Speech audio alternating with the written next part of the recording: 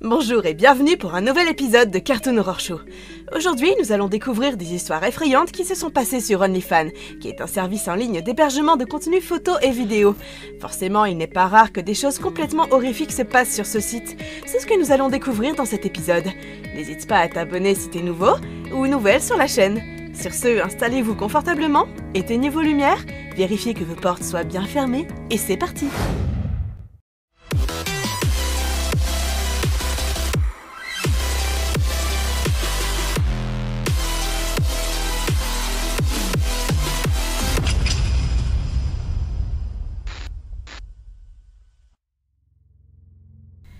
C'était l'été de l'année dernière et j'étais un étudiant fauché. Mes parents étaient heureux de m'aider à payer mes études. Mais mon université était située dans une zone urbaine et plutôt huppée. Bien que la plupart de mes frais de scolarité soient couverts, j'avais encore du mal à faire face au coût de la vie. La nourriture, les vêtements et les services publics étaient tous très chers. Je travaillais de longues heures dans un café local en tant que barista, mais cela commençait à nuire à mes études. Je suis spécialisée en biotechnologie, un domaine d'études très difficile et compétitif dans mon école. Les cours que je devais suivre étaient extrêmement difficiles et me prenaient beaucoup de temps. Parfois, je restais debout plusieurs jours d'affilée afin de concilier mes études, mes cours et mon travail. Mais il fallait bien que quelqu'un paie les abonnements de bus et d'épicerie. Je ne voulais pas avoir à sacrifier mes notes et mes futures opportunités de carrière uniquement parce que j'avais besoin d'argent dans l'immédiat. Le pire dans tout ça, c'est que j'avais à peine une vie à moi. Avec les partiels qui arrivaient et les examens quelques semaines plus tard, sortir avec des amis ou m'amuser en général n'était pas vraiment une option. J'avais besoin de gagner beaucoup d'argent rapidement et quelque chose que je pouvais faire de préférence dans le confort de mon propre dortoir. J'ai immédiatement pensé aux emplois en ligne, mais aucun d'entre eux ne semblait légitime. La plupart d'entre eux demandaient peu de temps, mais ils ne rapportaient manifestement que peu d'argent. J'ai demandé à une de mes amies de classe supérieure et elle m'a suggéré plusieurs choses. Au début, nous pensions à trouver un papa gâteau. Mais cela nécessitait parfois de rencontrer ces vieux hommes effrayants en personne, ce dont je n'étais pas très friande. Mais ensuite, mon amie a suggéré de vendre des photos de moi un peu plus révélatrices en ligne. Elle a affirmé qu'elle et beaucoup d'autres personnes qu'elle connaissait l'avaient fait des tas de fois et qu'il n'était même pas nécessaire de montrer son visage ou une grande partie de son corps. Les gens paient des sommes ridicules, même pour des photos légèrement obscènes. Et vu que ma colocataire venait de déménager avec son petit ami, je me suis dit que c'était peut-être ma meilleure solution. J'avais cette chambre pour moi toute seule et il n'y avait vraiment aucun mal à faire ça à ce stade. Je me suis immédiatement inscrit en tant que créateur d'OnlyFans. OnlyFans semble être le plus crédible et le plus populaire de ces types de sites. Ils semblent aussi être les plus sûrs et sont très libéraux quant aux bénéfices que les créateurs peuvent garder. De toute façon, presque toutes les autres filles de mon campus en ont un dans leur bio Instagram, alors je me suis dit qu'il n'y avait pas vraiment de mal à essayer et que j'avais plus trop d'autres options de toute façon. C'était beaucoup plus facile que je ne le pensais de commencer. Plutôt jeune femme, je me suis considérée comme ayant un corps décent. J'ai économisé pour acheter une lampe circulaire bon marché, mais efficace sur Amazon, et mon smartphone avait un assez bon appareil photo de toute façon. J'ai commencé par prendre une photo de profil. On ne voyait rien au-dessus de mon menton. C'était moi, posant tout mignon avec seulement mes sous-vêtements. J'ai acheté une promotion d'une page Twitter assez importante pour mes seuls fans, et ça semblait fonctionner. J'avais déjà obtenu quelques abonnés et fans. Je n'étais pas dans le top 10 ou quoi que ce soit, mais mes investissements initiaux dans la lumière et la promotion ont tous été remboursés en quelques jours. J'ai même pris la semaine suivante un congé de travail. J'ai fini par prendre des congés la semaine suivante. Je voulais étudier pour mes examens de mi-session et à ce stade, les fans d'OnlyFans semblaient jouer les billets assez bien. Mon public semblait être un mélange d'hommes jeunes et vieux. Mais un jour, alors que j'envoyais des messages à quelques fans, j'ai remarqué une demande de DM avec un montant de paiement inhabituellement élevé. Bien sûr, beaucoup de ces gars avaient leur propre penchant bizarre, étaient prêts à payer une somme surprenante juste pour voir mes pieds parfois. Mais là, c'était encore plus étrange. J'ai reçu un message direct de quelqu'un dont le nom d'utilisateur était John Doe, et il était prêt à payer 100 $ juste pour une photo de moi souriant. J'ai d'abord pensé qu'il avait ajouté un 0 supplémentaire par accident, alors je lui ai renvoyé un message juste pour m'assurer qu'il renvoie la demande avec le bon montant. Mais cet homme était sérieux. Il voulait voir une photo de moi souriant pour 100 $. J'ai pris un selfie immédiatement et je le lui ai envoyé. Il les a payés en totalité et nous avons continué à échanger des messages. Il voulait voir une vidéo de mon corps entier, du cou jusqu'en bas. Je l'ai fait et il a payé environ 50 $. Il voulait voir une photo de mes mains et je lui ai également envoyé. Après avoir payé des sommes inhabituellement élevées pour des photos plutôt bizarres, il a commencé à poser des questions assez profondes et étranges. Il a commencé par des choses comme « Quel âge as-tu » et « Es-tu célibataire ?» Puis est passé à des choses beaucoup plus effrayantes, comme Combien de partenaires as-tu eu dans le passé? Vis-tu avec ta famille? Vis-tu seule? Es-tu sexuellement active? Pour l'instant, cela m'a fait extrêmement peur, mais je ne voulais pas être impolie envers cet homme. Après tout, il donne de très gros pourboires. Mais finalement, l'homme a commencé à poser des questions comme « Quels sont les MST que j'ai ?» Et à ce moment-là, j'ai simplement quitté le chat. J'ai continué ma soirée et je me suis endormie sans trop y penser. Il y a beaucoup de gens bizarres en ligne, et cet homme aurait pu être l'un d'eux. Le lendemain, je venais de rentrer de cours, le bus était un peu en retard, et moi aussi. J'ai ouvert mon ordinateur portable afin de commencer mon travail de nuit, si vous voulez. J'ai remarqué que mes seuls fans avaient une série de messages non lus de John Doe. Le même cinglé d'hier soir. J'ai d'abord hésité à les ouvrir, mais je l'ai fait. C'était une série de messages maniaques et fous. Au début, il proposait de grosses sommes d'argent juste pour me parler. Puis il devenait très agressif et menaçant. Il menaçait de me retrouver et de m'attaquer simplement parce que je l'ignorais. J'en ai finalement eu assez. J'ai signalé cet homme à OnlyFans et je l'ai bloqué. Aucune somme d'argent ne valait son attention, et j'ai fini par en finir. Je n'ai jamais eu de nouvelles de John Doe les jours suivants. Tout s'est déroulé très normalement, jusqu'à un après-midi. Il était environ 16h et j'étais dans mon appartement. J'étais dans la cuisine et j'avais besoin d'un peu d'air frais, alors je suis sortie sur mon balcon pour prendre quelques respirations profondes. Mais en scrutant la vue, j'ai remarqué un de mes voisins sur son balcon. Ce n'était évidemment pas particulièrement bizarre, mais j'ai remarqué qu'il regardait fixement mon immeuble. C'était un vieil homme qui me regardait d'une manière un peu intense et anxieuse. Je lui ai fait un petit signe de la main en guise de geste amical, mais je n'ai reçu aucune réponse. C'était bizarre, ai-je pensé. Mais ensuite les choses sont devenues encore plus bizarres. L'homme a sorti une paire de jumelles et m'a fixé avec. Puis il a commencé à balayer mon immeuble de haut en bas avec ses jumelles. J'étais extrêmement troublée par cela. C'était comme s'il cherchait quelqu'un. Est-ce que ça pouvait être moi? Pourquoi cet homme m'espionnerait-il? Je suis retournée à l'intérieur et j'ai essayé de m'en débarrasser. C'est alors que j'ai compris. John Doe de la nuit dernière. Est-ce que ça pourrait être l'homme qui me laisse ce message? Est-ce que cet homme effrayant d'OnlyFans pourrait vivre juste en face de chez moi? Je savais que je n'avais pas de temps à perdre. Alors j'ai immédiatement signalé l'homme à mon immeuble. Le service de sécurité de mon immeuble m'a alors signalé qu'ils avaient parlé à l'homme, mais qu'ils n'avaient pas trouvé de preuves suffisantes qu'il faisait quelque chose de mal. Ils ont même essayé d'en parler à la police, mais ils ont abandonné l'affaire parce que, eh bien, il n'y avait rien à signaler. J'ai été très irritée par tout ça, mais je n'ai plus jamais vu l'homme me reluquer. Alors je me suis dit qu'il avait compris le message. Mais un jour, je rentrais à pied d'une course à l'épicerie. Je n'étais qu'à quelques rues de mon immeuble et c'était le milieu de la soirée. Il commençait à faire un peu sombre, mais il y avait des lampadaires, et mon immeuble était dans un quartier plutôt agréable. Au fond de moi, je savais que c'était une décision stupide à prendre, parce que j'étais une jeune femme, mais bon sang, je voulais juste manger un peu. C'est alors que je marchais, et je me suis sentie observée. J'avais l'impression bizarre qu'il y avait une paire d'yeux rivés sur moi pendant que je marchais dans la rue. Les escaliers de mon immeuble n'étaient qu'à quelques pâtés de maison, mais plus j'étais effrayée, plus la distance semblait s'allonger. J'ai regardé fixement mon environnement, et j'ai remarqué le vieil homme de l'autre côté de la rue, les yeux fixés sur moi. Je ne pouvais pas le croire, l'homme était de retour. J'ai commencé à essayer de marcher un peu plus vite, et j'ai entendu des bruits de pas derrière moi. Plus mes pas étaient rapides, plus ceux du vieil homme l'étaient aussi.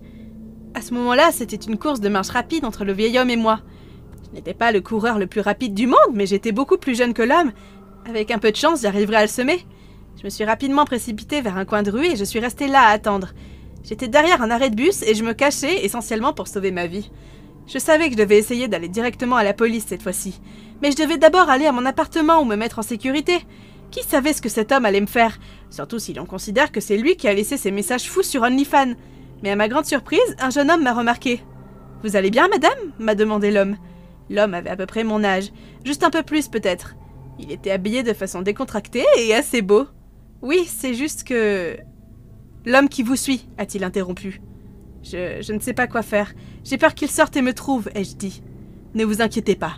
Je peux vous accompagner jusqu'à votre appartement si ça vous rassure, a dit l'homme. J'étais un peu perdue au début, évidemment, mais j'ai accepté l'offre. J'avais peur pour ma vie à ce moment-là, et toute aide que je pouvais obtenir en valait la peine. L'homme semblait être un gentleman, et il voulait sincèrement m'accompagner jusqu'à mon immeuble. Nous avons discuté un peu de nos vies pendant que nous marchions, et il n'a pas vraiment parlé de la sienne. Le jeune homme s'appelait Jay et avait l'air d'être un type vraiment sympa. Mais alors que nous arrivions à mon immeuble, il y avait une vieille camionnette dans l'allée qui n'était jamais là d'habitude. Je n'avais aucune idée de ce que ce nouveau véhicule faisait dans notre quartier à cette heure-ci de la journée, mais je me suis concentrée pour arriver à ma porte.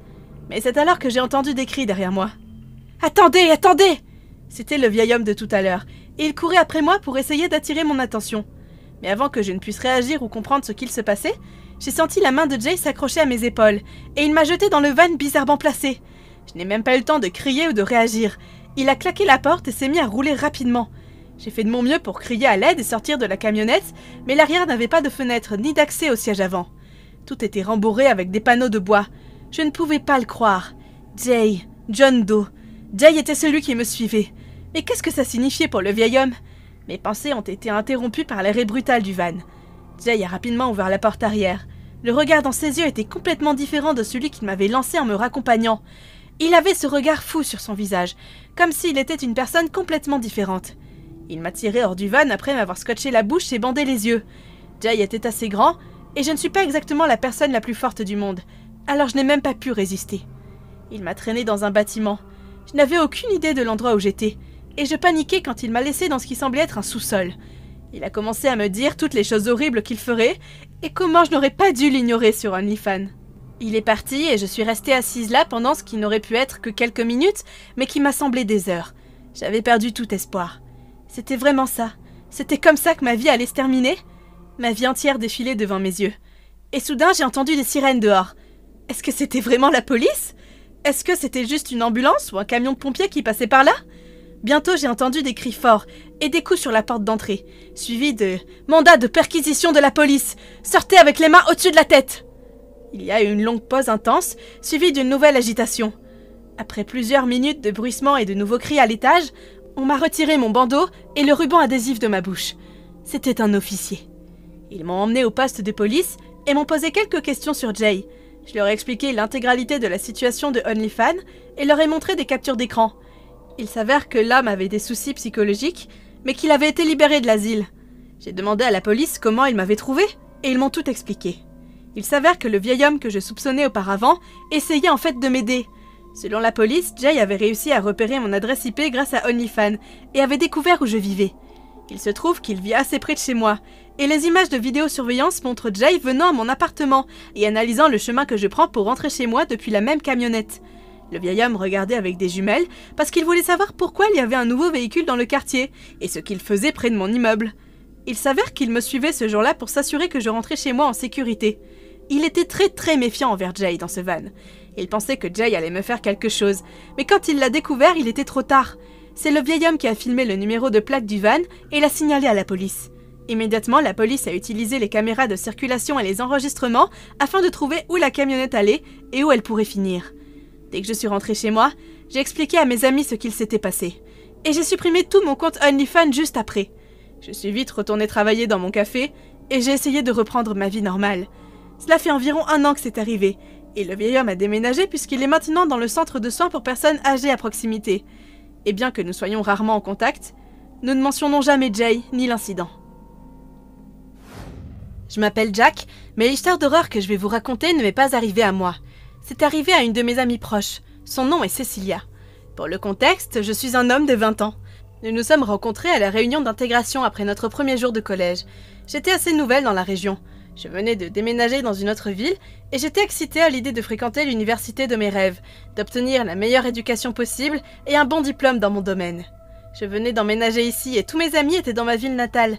J'ai décidé de me faire une nouvelle amie avec cette belle femme au visage amical et de lui dire bonjour. Cecilia était magnifique, et probablement l'une des personnes les plus gentilles que j'ai jamais rencontrées. Elle avait de grands yeux bleus magnifiques, et une peau glamour. Elle se démarquait vraiment de la foule, et pour moi elle brillait comme un ange. Je savais qu'elle était quelqu'un de spécial. Je veux dire, c'était pour ça qu'elle se démarquait tant, et que je l'ai approchée. Quelque chose en elle, lorsque je l'ai rencontrée pour la première fois, m'a indiqué que nous allons partager beaucoup de moments incroyables dans la vie. Je savais qu'elle était quelqu'un de spécial, rien qu'en la rencontrant. Alors quand je me suis approchée d'elle et que je l'ai saluée, ce fut un vrai plaisir. Il s'avère qu'elle était nouvelle et plutôt solitaire elle aussi. Elle venait d'un autre état et cherchait elle-même un nouvel ami. Pendant que nous avions les mêmes intentions, je l'ai invitée à prendre un café ce jour-là. Après cela, j'ai décidé d'aller discuter avec le reste des étudiants de première année à la réunion. J'ai rencontré beaucoup de mes futurs amis ce jour-là, des gens avec qui je suis toujours en contact aujourd'hui. À partir de ce jour, ma relation avec Cecilia est montée en flèche.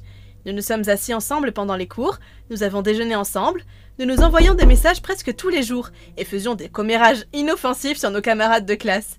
Nous étions vraiment les meilleurs amis du monde. Malheureusement, les choses ont commencé à se dégrader après cela. J'ai eu la chance d'avoir des parents qui m'ont soutenu financièrement à chaque étape de mon parcours. Je pouvais louer un appartement et acheter tout ce dont j'avais besoin pour la vie étudiante avec facilité. Mais Cecilia n'avait aucun soutien financier. Elle a dû s'aider elle-même. Elle a trouvé un emploi pas si amusant que ça à McDonald's, et les heures étaient éreintantes et longues. Cela a commencé à interférer avec son éducation, et elle avait du mal à étudier. Cela ne lui convenait vraiment pas. Alors elle a commencé à chercher des petits boulots secondaires en ligne. Elle m'a demandé des conseils ou des astuces, mais je ne savais pas quoi lui dire. Pourtant, je n'avais pas travaillé un seul jour de ma vie. Qu'est-ce que j'aurais bien pu lui dire? Un jour, Cecilia est tombée sur un site web appelé OnlyFans. C'était un site assez nouveau et très tendance. Je ne savais pas grand-chose sur le site, à part le fait qu'il était connu pour son contenu adulte et que presque tous les streamers Twitch ou les filles Instagram en avaient un dans leur bio. Un jour, elle m'a expliqué la nature du site en FaceTime. Elle m'a expliqué qu'elle pouvait se faire des centaines voire des milliers de dollars en posant simplement à moitié nue en ligne. Les hommes étaient assez assoiffés pour lâcher de l'argent sur ce genre de choses. Elle a dit qu'elle pouvait être financièrement indépendante sans même avoir à travailler. Elle n'avait même pas besoin de montrer les parties les plus intimes de son corps et pouvait faire des centaines grâce aux fétichistes qui voulaient juste voir ses mains ou ses pieds. Elle a été époustouflée par l'argent facile et était impatiente de créer son compte OnlyFans. Je l'ai prévenue que c'était une mauvaise idée. Au début, ça ressemblait à un travail d'appoint de rêve et à de l'argent facile. Mais c'était trop beau pour être vrai. Je lui ai dit que l'idée de montrer son visage et son corps à une bande de cinglés en ligne ne pouvait que être dangereuse. On ne sait jamais quelles sont leurs véritables intentions derrière un écran. Elle n'a pas semblé prêter attention à mes préoccupations. Elle pensait que c'était son moyen facile de se sortir de son problème. Cela ne la dérangeait pas vraiment de montrer son corps en ligne s'il y avait une récompense monétaire. Je ne pouvais pas y croire. Elle était vraiment désespérée à ce point. Nous avons eu une petite dispute et je l'ai laissé faire. J'ai réalisé que je ne pourrais pas la faire changer d'avis, alors j'ai laissé tomber. Elle a ouvert son compte et a commencé à poster des photos peu de temps après. Au bout d'un moment, elle m'a dit que c'était la meilleure décision de sa vie. Elle m'a dit qu'elle gagnait le triple de ce qu'elle gagnait chez McDonald's et qu'elle n'avait presque pas à faire d'efforts. Elle pouvait en fait se concentrer sur l'école et avait du temps libre maintenant. Après qu'elle m'ait dit que quelques hommes lui avaient versé des milliers de dollars pour des photos entièrement nues, j'étais très mal à l'aise. Je lui ai expliqué une fois de plus que tout ça allait se retourner contre elle, lorsqu'un psychopathe la contacterait, mais elle a ignoré mes conseils comme d'habitude. Cela m'a dérangée. Personnellement, je pensais que votre corps devrait être réservé à la personne que vous aimez, à celle qui se soucie de vous, à celle qui est là pour vous. Mais en fin de compte, c'était son corps et sa vie. En fait, ça ne me regardait pas du tout. Les semaines suivantes, tout semblait revenir à la normale. Mais un jour, quelque chose d'horrible s'est produit. Normalement, on se trouvait le matin avant les cours, mais elle n'est pas venue. C'était bizarre. J'ai vérifié mon téléphone et elle ne m'avait pas prévenue. C'était encore plus bizarre. Normalement, elle m'envoie toujours des SMS. J'étais surpris, mais je n'ai pas prêté attention plus que ça. J'ai décidé de continuer ma journée comme si de rien n'était. La journée est passée et je ne l'ai toujours pas vue. Elle ne s'est pas jointe à moi au déjeuner et ne s'est pas assise à côté de moi en classe. Lorsque j'ai vérifié mon téléphone ce soir-là, j'ai remarqué qu'elle n'avait même pas été en ligne depuis hier. 2 jours ont passé et j'ai commencé à recevoir des appels téléphoniques de sa famille et de ses amis proches. Ils voulaient savoir où elle pouvait bien être. Elle avait littéralement disparu de la surface de la Terre. Sa mère a fini par appeler la police pour signaler sa disparition, et les recherches ont commencé. Pendant quelques jours, la police a demandé à tous ceux qui l'entouraient, y compris moi, où ils l'avaient vue pour la dernière fois. Mais après quelques jours de recherches supplémentaires et toujours aucune trace d'elle, la police a demandé à ses volontaires de les aider. Moi et plusieurs de ses autres amis avons décidé de participer aux recherches. Armés de lampes de poche, nous avons tous parcouru la forêt locale. C'était épuisant. Nous avons cherché de haut en bas et n'avons toujours pas trouvé une seule trace d'elle ou de son corps. À ce moment-là, ses parents étaient dévastés. Ils pleuraient déjà, car ils savaient qu'après une telle disparition, les chances de survie étaient très faibles. La police a finalement obtenu un mandat pour fouiller son appartement, mais lorsqu'ils ont regardé, ils n'ont vu aucune trace de violence ou de ce qui aurait pu se passer. Rien n'a été touché. Ils s'attendaient à une scène de bagarre, des assiettes cassées ou un lit en désordre, mais ça ne collait pas. Si elle avait été enlevée, il y aurait eu des traces ou des signes, mais non, les détectives ont trouvé l'appartement propre. La seule piste qu'ils avaient était la page OnlyFans ouverte avec ses photos. Ils ont supposé que c'était le fait d'un de ses adeptes peut-être. La police a examiné minutieusement son ordinateur portable, mais n'a toujours rien trouvé.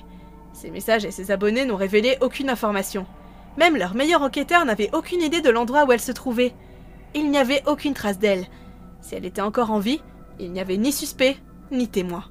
La police et les bénévoles l'ont recherchée pendant encore 1 mois. Et ils ont fait tout ce qu'ils pouvaient. Ils ont accroché des prospectus et l'ont affiché sur les médias sociaux. Pourtant, elle n'a pas été retrouvée. La police a fini par classer l'affaire. Sa famille et ses amis étaient dévastés. Je me suis considérée comme chanceux et j'ai poussé un soupir de soulagement. Mon plan avait réussi, et j'en étais heureux. C'était une bonne idée. J'ai laissé son corps dans le sous-sol d'une ferme abandonnée, à une centaine de kilomètres de la ville. Personne ne m'a soupçonné, parce que je jouais le rôle de la victime, un bon ami qui ne voulait que le meilleur pour elle. Je lui ai dit de ne pas utiliser OnlyFans, mais elle ne voulait pas m'écouter. Je ne pouvais pas laisser quelqu'un d'autre que moi regarder son corps. Je détestais l'idée que ces vieux hommes effrayants la voient. Je détestais voir ces photos en ligne. Elles ne pouvaient être qu'à moi, et à moi seule. Peut-être que s'il n'avait pas été aussi têtu et avait écouté mes conseils, elle aurait vécu. Nous étions faits l'un pour l'autre. Nous aurions été parfaits ensemble, mais elle m'a juste traité comme un ami. Je suis parfaitement bien avec ce que j'ai fait. Je ne le regrette pas. Je veux commencer l'histoire en vous faisant savoir que je ne me considère en aucun cas comme un héros. Je pense que ce que j'ai fait était complètement nécessaire et n'avait pas besoin de validation ou d'éloge. N'importe quel être humain un peu décent aurait fait la même chose s'il avait été à ma place. L'histoire s'est déroulée il y a plusieurs mois et elle est encore très fraîche dans ma mémoire. C'était fin novembre et mon ennui en quarantaine avait atteint son paroxysme.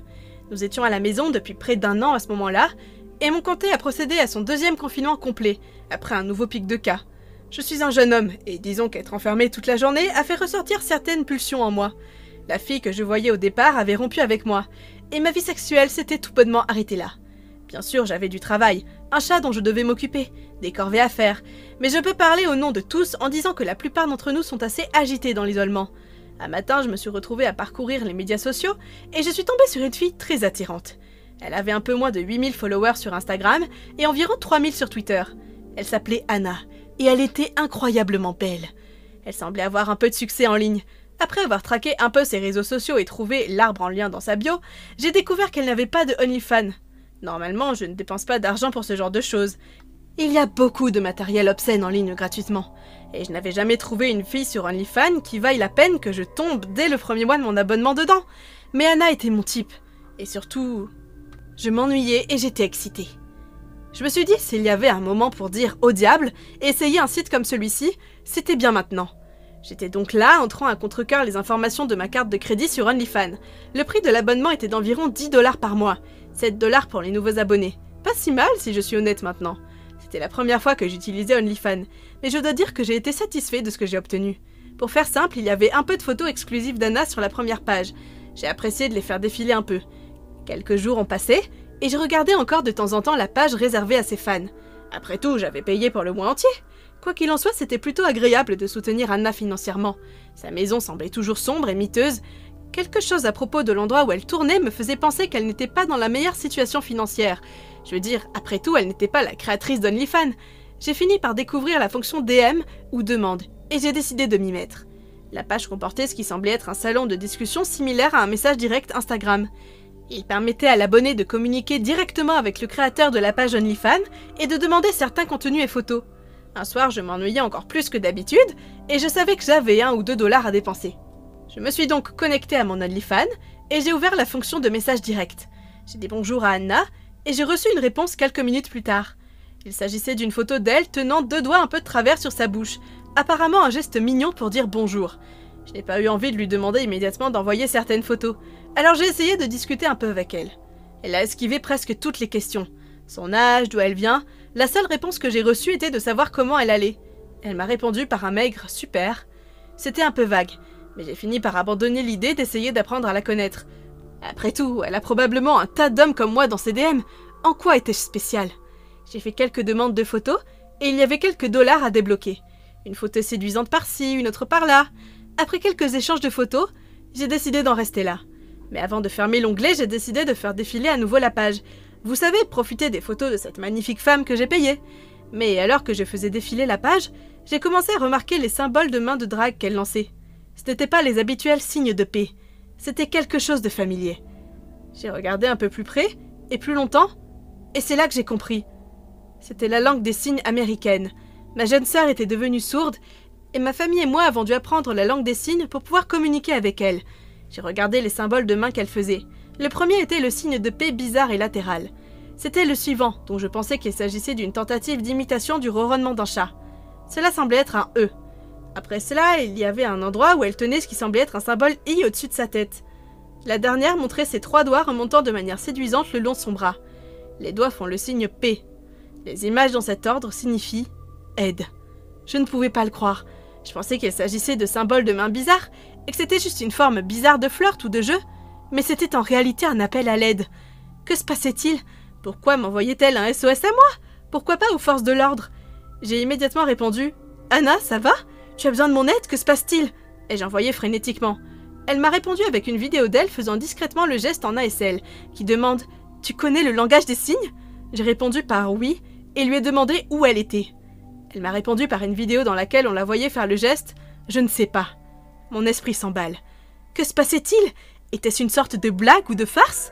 Je lui ai demandé si elle savait à peu près dans quelle ville ou localité elle se trouvait, et elle a répondu « Non, je ne sais pas ». J'ai immédiatement appelé la police. Je leur ai raconté tout ce qui s'était passé, et ils ont identifié la fille comme étant Layla Ronson. C'était une étudiante qui, selon l'université, avait abandonné ses études en raison de son manque d'assiduité pendant des mois. Elle semblait ne faire que des fans contre son gré, sous le nom de Anna. La police a utilisé l'URL de l'OnlyFans et a réussi à suivre l'IP d'où provenaient les vidéos et les messages. Il s'agissait apparemment d'un complexe immobilier plutôt aisé, situé à quelques heures de chez moi, dans le même état. La police de cette région a réussi à localiser la maison et à secourir Layla, ainsi qu'à procéder à toutes les arrestations nécessaires. Selon les enquêteurs sur place, Anna a été enlevée il n'y a pas si longtemps dans son université. Elle a été retenue captive et forcée à faire des OnlyFans et d'autres contenus en ligne contre sa volonté, dans le sous-sol de l'une des maisons.